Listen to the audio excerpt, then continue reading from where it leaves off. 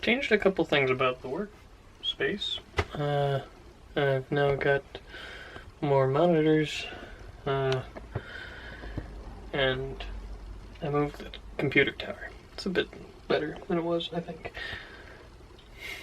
That's not what's being worked on today, though. I am going back to the Never. This is the brain box for the Never, which has all of the inputs. This is where the guitar goes. All of its USB ports, Ethernet, RCA outs, quarter-inch outs. I like it. This is a new piece, which is going to be getting built for it. The Raspberry Pi has no analog to digital converters. It can't read analog signals.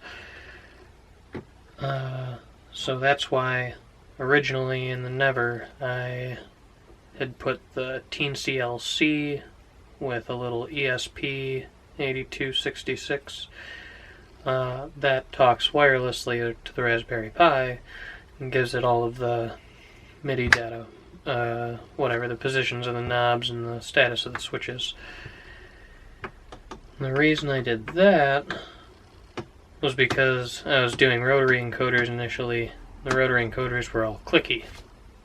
That was the problem. The clicky was like an audible. When the switch got engaged, there was an audible pop in all of the audio channels.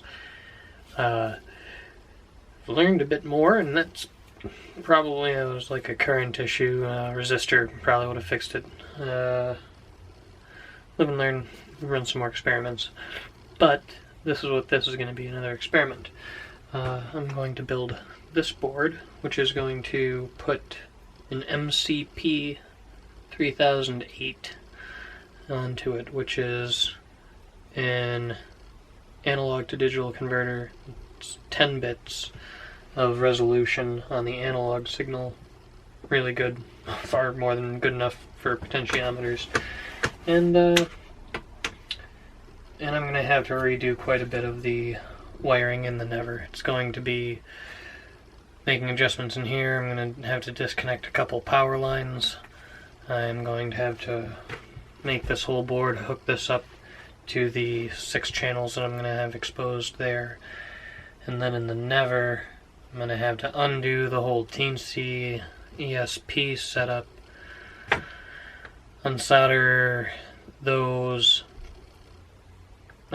connections from those potentiometers. It's a bit of work. Oh boy.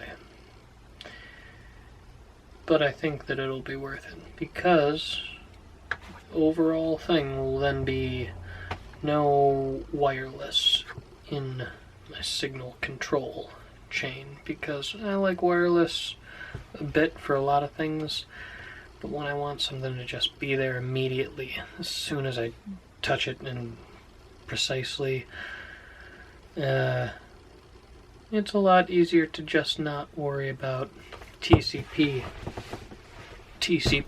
networks and packet switching, AES encryption. 802.11 stack. It's a lot of overhead that I can just use wires for. Yeah. So that's what that's gonna be.